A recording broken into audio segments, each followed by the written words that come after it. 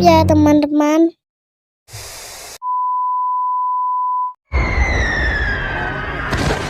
Berlatar di Jepang pada era Meiji atau sekitar abad ke-18, kisah diawali dengan memperlihatkan perang saudara antar dua kubu yang berbeda, di mana dari sekian banyak prajurit yang berperang, hanya Kapten Hajime Saito lah yang paling menonjol, santai, dan paling hebat di antara yang lain. Namun ternyata, kehebatan Hajime belumlah seberapa dibandingkan dengan satu orang yang selalu beraksi sendirian tanpa bantuan. Dialah Rurouni Kenshin Samurai X atau biasa dijuluki sebagai Hitokiri Batosai, seorang pembunuh bayaran terhebat dalam sejarah yang saat ini ikut berperang dan mampu membantai satu batalion musuh hanya sendirian.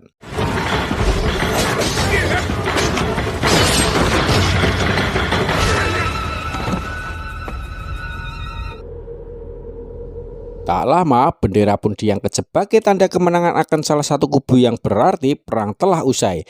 Namun, tidak untuk Hajime yang merasa masih belum puas jika belum bisa mengalahkan sang nomor satu yaitu Kenshin. Akan tetapi, sang jagoan memilih untuk meninggalkan pedangnya sebagai tanda bahwa ia memilih mundur dan pensiun dari dunia persamurai.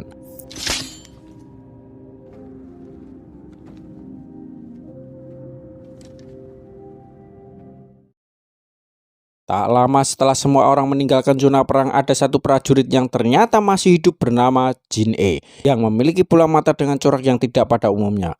Yang memang ia adalah salah satu dari sekian banyak samurai yang menguasai teknik Izukumi atau kemampuan untuk memproyeksikan energi chi di dalam tubuhnya melalui tatapan mata.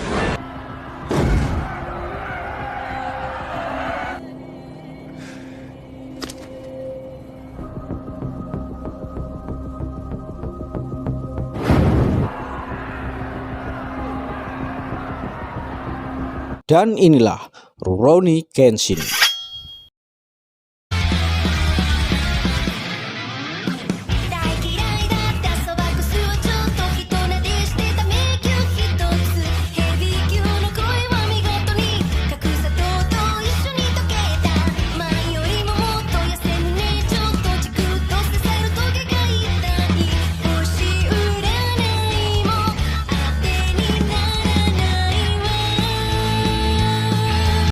Cerita akan dimulai 10 tahun sejak perang usai, di mana kota ini menjadi maju, damai, dan aman sejahtera berkat seorang pemimpin yang memulai era baru sesuai dengan perkembangan zaman pada masa itu. Ketika sebagian yang lain sedang fokus mensejahterakan rakyat, selalu saja ada oknum yang memanfaatkan situasi damai untuk kepentingan pribadi. Yang dalam kasus ini ada seorang yang bisa dibilang mafia bernama Takeda. Ini bedesnya, yang diam-diam telah memproduksi opium atau sejenis obat narkotika dengan bantuan seorang ahli bernama Megumi bersama dengan rekan-rekannya.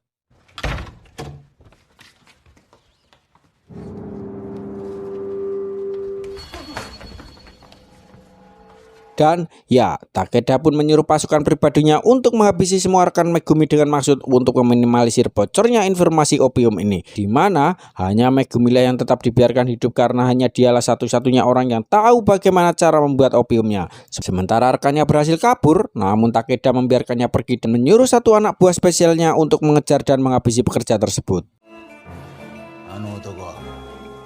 Keesokan paginya, pekerja itu pun ditemukan sudah tewas tergeletak di jalanan dengan sebuah kertas bertuliskan Batosai. Sehingga Hajime yang saat ini menjabat sebagai kepala polisi pun langsung mendatangi kediaman si Takeda untuk meminta keterangan terkait kematian satu pekerjanya tersebut. Sebagai seorang yang merasa berkuasa dan punya banyak uang, Takeda pun menolak bersikap kooperatif, di mana ia justru malah menunjukkan puluhan prajurit pribadinya yang semuanya memiliki latar belakang sama, yaitu samurai. Karena setelah perang berakhir, para samurai ini tidak mendapatkan tempat di masyarakat, sehingga Takeda pun sengaja menampung mereka semua, termasuk menjadikannya sebagai anak buah setianya.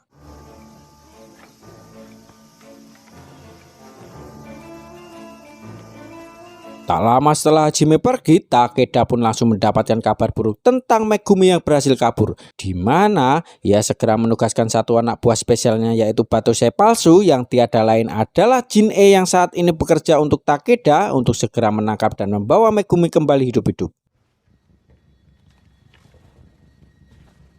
Tak membuang waktu, Jin-e langsung mendatangi kantor polisi tempat Megumi bersembunyi, di mana ia yang masih mengaku-ngaku sebagai Batosai pun langsung membantai habis semua petugas polisi tanpa tersisa satupun. Sedangkan Megumi sendiri berhasil kabur melalui jalan belakang.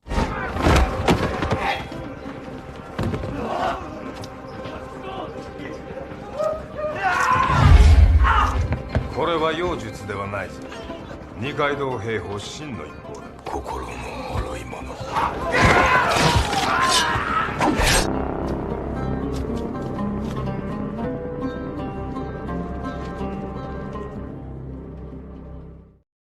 Kembali pada jagoan kita semua, yaitu Kenshin yang baru tiba di kota setelah 10 tahun menghilang dari peredaran.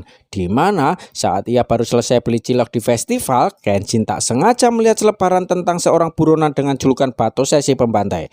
Tepat saat muncul seorang wanita bernama Kaoru yang langsung menuduh Kenshin sebagai buronan gara-gara membawa pedang. Sehingga Kenshin pun langsung menjelaskan bahwa pedang miliknya adalah pedang dengan mata terbalik alias pedang khusus yang tidak diperuntukkan untuk membunuh.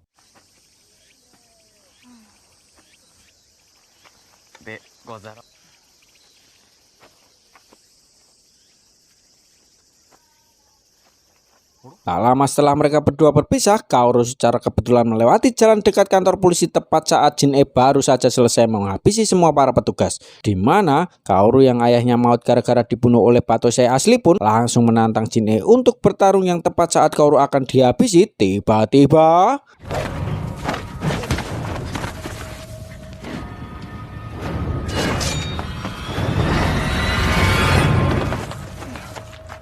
ya, dari kegesitan dan bekas luka is pada pipi Kenshin, Jin-e langsung bisa menebak jika orang yang ada di hadapannya saat ini adalah sang legenda yaitu Batosai asli.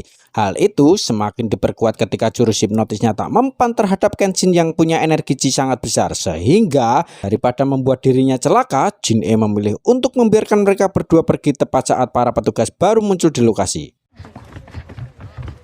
Untuk menghindari para petugas, Kaoru pun membawa Kenshin ke tempat tinggalnya yang merupakan sebuah tempat perguruan pedang yang didirikan oleh mendiang ayahnya. Tanpa Kaoru sadari bahwa orang yang sedang bersamanya saat ini adalah Batosai asli yang sudah menghabisi ayahnya dulu.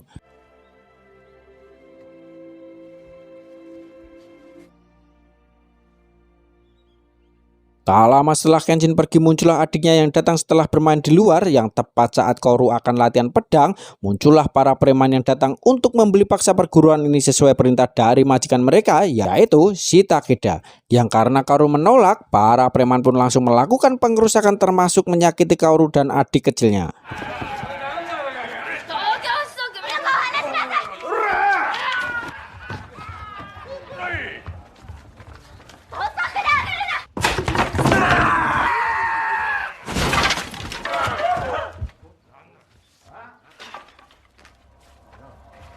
Dan ya, para preman termasuk Kaoru pun sempat terkejut oleh kemunculan Kenshin yang datang seorang diri, meminta dengan sopan dan santun agar mereka segera pergi. Namun karena para preman menolak, Kenshin terpaksa harus menggunakan tangan kosongnya untuk menghadapi mereka semua.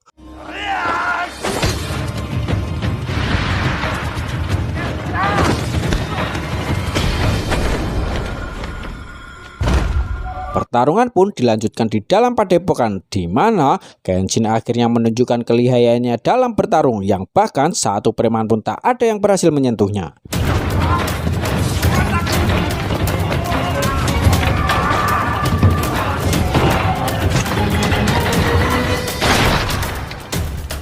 Karena mereka masih keras kepala, Kenshin terpaksa mengeluarkan pedang mata terbalik sembari mengungkapkan jati diri yang sesungguhnya. Di mana hal itu cukup membuat Kaoru terkejut bahwasanya orang yang sedang menolongnya saat ini adalah orang yang sudah membuat dia dan adiknya menjadi anak yatim. Namun setelah melihat sosok Kenshin yang sudah berubah, Kaoru tidak mengikuti hawa nafsu untuk membalas dendam atas semua perbuatannya di masa lalu.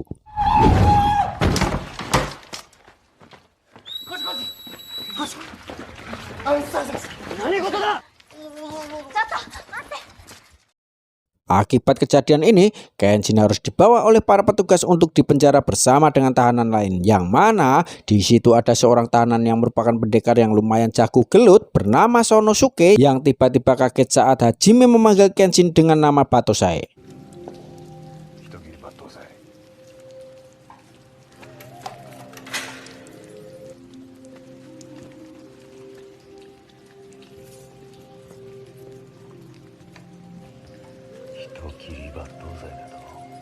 Karena dulu Kenshin kenal dekat dengan Laksamana, Kenshin pun dikeluarkan dari penjara dan dipertemukan langsung dengan Bapak Laksamana yang menjadi pimpinan tertinggi di kemiliteran Jepang. 10 tahun tidak berjumpa, Laksamana pun cukup terkejut saat mendengar Kenshin sudah pensiun dan jadi warga biasa karena dengan kemampuan luar biasanya yang dimilikinya.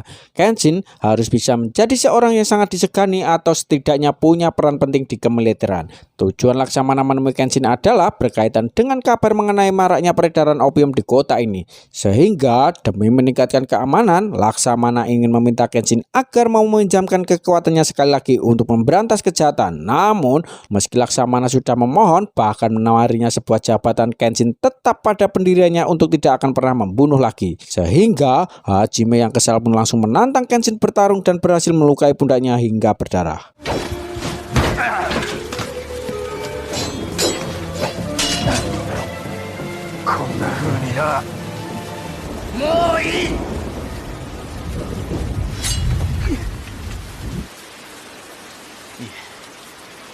Setelah dinyatakan tidak bersalah, Kenshin pun dibebaskan dari hukuman, di mana Kenshin benar-benar sangat terkejut saat melihat Kaoru datang dengan menjemputnya bahkan menunggunya di tengah hujan. Yang dari sekian banyak kata yang terucap, Kenshin sangat amat terharu saat Kaoru mengatakan bahwa dia tidak peduli dengan siapapun Kenshin di masa lalu.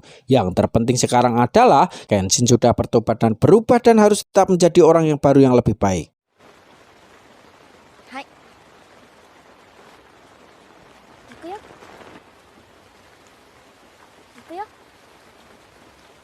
早く。 Di saat bersamaan, Megumi terlihat masih dalam pelariannya hingga tak sengaja bertemu dengan si adik atau adiknya si Kaoru yang dengan baik hati mau membawanya ke padepokan.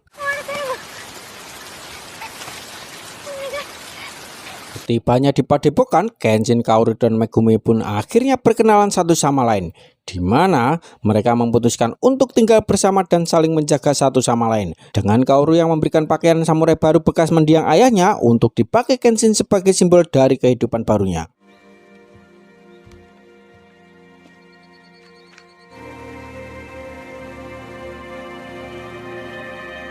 Suatu malam, Kenshin dan kawan-kawan pun makan di sebuah restoran tepat saat muncul si Takeda mencari seseorang yang katanya sudah mengalahkan 10 preman hanya seorang diri. Di mana si Takeda yang merasa bisa membeli segalanya pun mencoba mengajak Kenshin untuk menjadi salah satu pengawalnya. Tetapi Kenshin sama sekali tidak tertarik dengan uang dan dengan sopan menolak tawaran tersebut.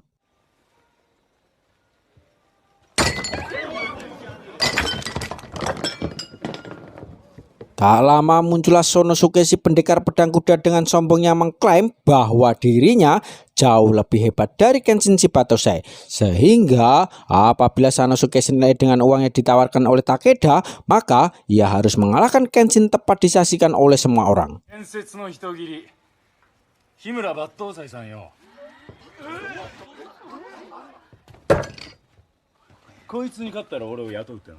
Bermodalkan jan batu atau pedang pembunuh kuda yang beratnya hampir 50 kg, jelas Sonosuke bukanlah petarung sembarangan yang bisa dianggap remeh. Sehingga Kenshin yang selalu berusaha menghargai lawan pun mencoba untuk bertarung dengan serius tanpa akan menyakiti lawannya sedikit pun. Setelah beberapa kali percobaan, Sonosuke akhirnya capek sendiri apabila ketika Kenshin mengatakan tentang harga diri yang pada intinya Sonosuke tidak pantas bekerja untuk seorang seperti Takeda. Sehingga Sonosuke pun langsung menghentikan pertarungan dan menyuruh semua orang untuk segera bubar.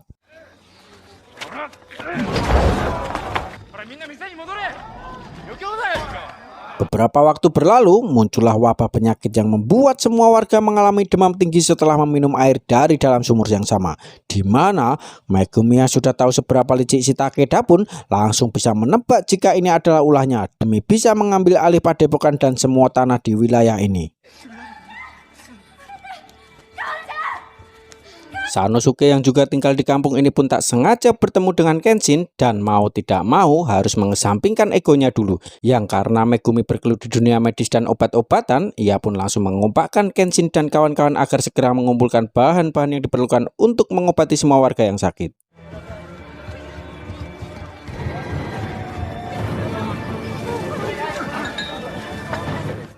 Beberapa jam kemudian, kondisi warga akhirnya berangsur pulih berkat kecekatan Megumi dalam mengambil tindakan. Tepat di samping duduk berdua dengan Kenshin, Megumi akhirnya jujur bahwa dia adalah mantan pembuat opiumnya si Takeda. Sehingga demi keselamatan semua warga, Megumi bermaksud untuk menyerahkan diri kepada si Takeda, sekaligus membujuknya agar mau menghentikan semua teror ini.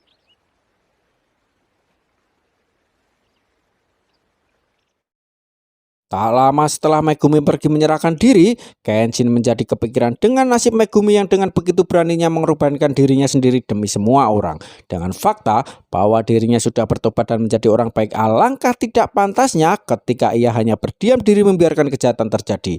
Sehingga demi untuk membuktikan pertobatannya, Kenshin memutuskan untuk pergi menyelamatkan Megumi dengan ditemani Sanosuke yang memaksa untuk ikut.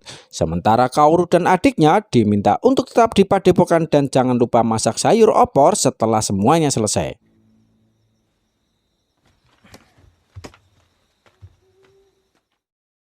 Megumi sendiri terlihat baru sampai di kediaman si Takeda yang dengan tidak malunya memukuli dan menendang seorang perempuan, di mana kelakuannya seketika terhenti saat mendengar suara rame-rame di luar yang ternyata itu adalah Kenshin yang sudah tiba di tempat ini.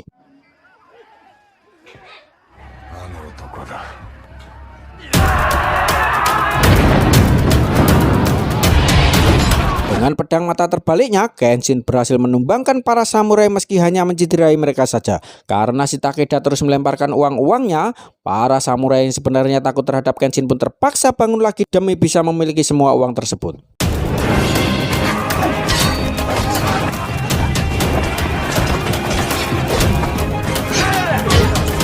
Berkat bantuan Sanosuke dengan pedang Zanbato-nya, puluhan samurai pun berhasil dikalahkan. Sehingga sekarang giliran mereka masuk ke dalam rumah untuk mengambil kembali Megumi dari si Takeda. Tiba di dalam, mereka berdua pun bertemu dengan salah satu pengawal Takeda yang merupakan seorang pendeta jago gelut, di mana Sanosuke mengajukan dirinya untuk menghadapi pendeta tersebut dan mempersilahkan Kenshin untuk maju duluan.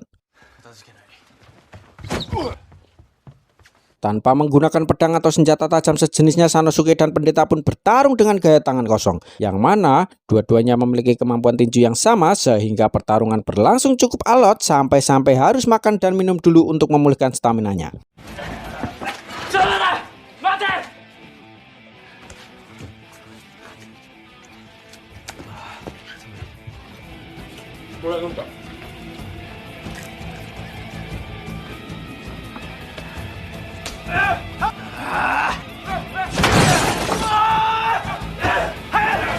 Terlalu banyak buang waktu, Sanosuke pun mengerahkan sisa energinya untuk bertarung dan menggunakan bantingan serius untuk mengalahkan si pendeta.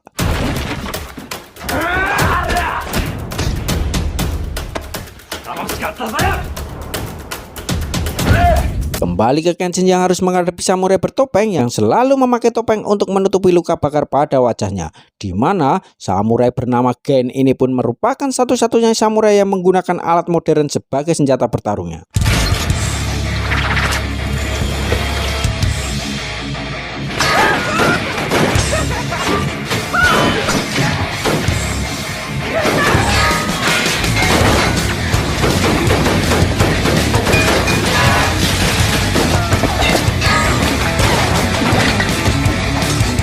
Melihat Kenshin memakai pedang mata terbalik membuat Gen menjadi semakin emosi seolah dirinya tidak berbahaya. Yang karena Gen terus melakukan serangan beruntun, Kenshin pun mulai sedikit serius dengan pertarungannya dan berhasil menang tanpa membunuhnya.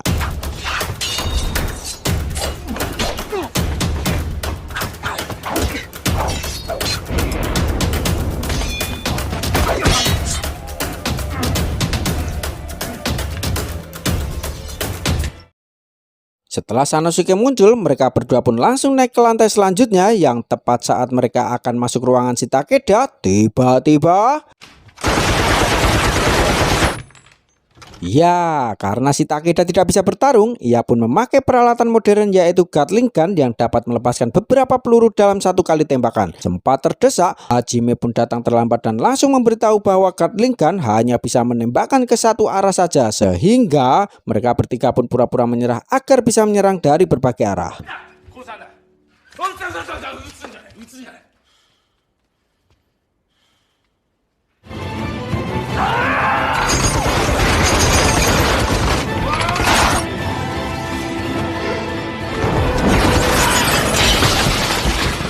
Takeda akhirnya kena mental setelah Kenshin mengacungkan pedangnya tepat di depan rai bedesnya. Yang tak lama setelah mereka berhasil menyelamatkan Megumi, ia pun memberitahu Kenshin untuk segera pergi ke kuil di tengah hutan. Karena saat ini Jin-e sedang menculik Kaoru untuk dijadikan sandranya.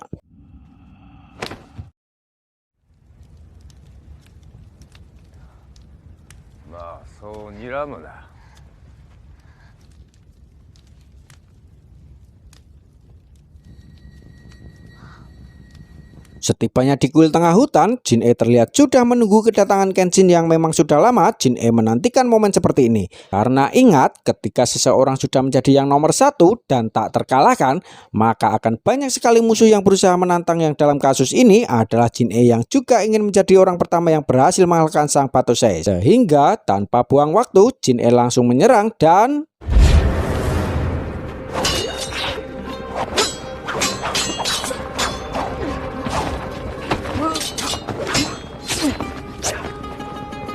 Kali ini Kenshin nampaknya akan cukup kesulitan untuk menang karena Jin-e tidak seperti samurai-samurai Krocho sebelumnya yang hanya bisa menggunakan jurus itu saja. Dimana hal itu terbukti ketika Jin-e berhasil mengecoh Kenshin dengan cara memindahkan pedangnya dari tangan kanan ke tangan kiri yang sebaliknya sehingga...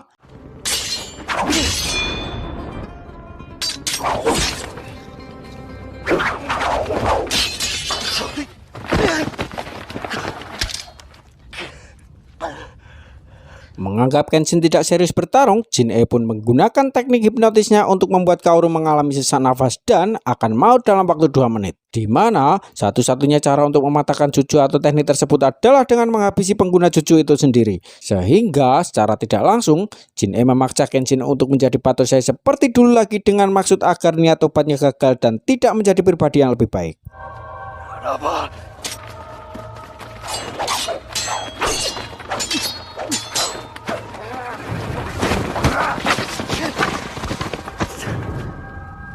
Melihat Kaoru yang sudah megap-megap membuat Kenshin akhirnya tidak punya pilihan lain lagi selain harus menjadi sosok yang sudah lama ia kubur.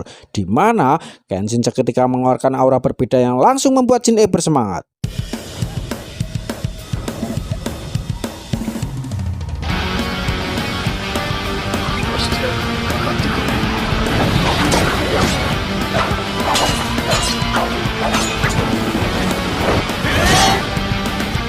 Dan ya, jika saja mata pedang Kenshin tidak terbalik, mungkin kepala Jin-e sudah terbelah menjadi 2. Yang karena Jin-e masih keras kepala ingin bertarung sampai habis-habisan, Kenshin pun mulai mengambil kuda-kuda yang dulu biasa ia pakai untuk membantai. Sehingga jangan salahkan Kenshin apabila Jin-e harus menyesal dengan keinginannya.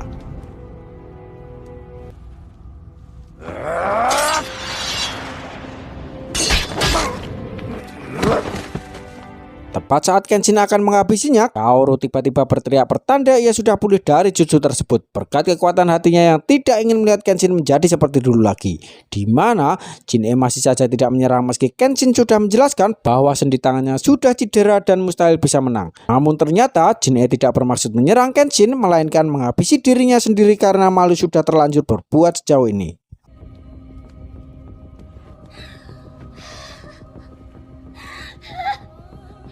Tak lama Hajime dan para petugas pun datang terlambat ketika momen gentingnya sudah lewat. Sehingga Kenshin langsung menggendong Kaoru ke padepokan untuk mendapatkan perawatan.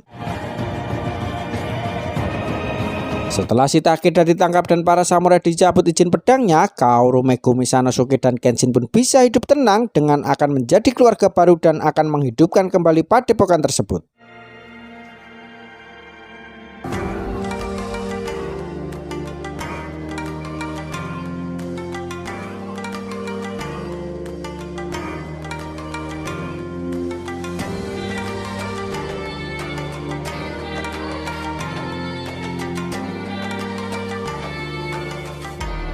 Tamat ending yang menyamurai X-kan.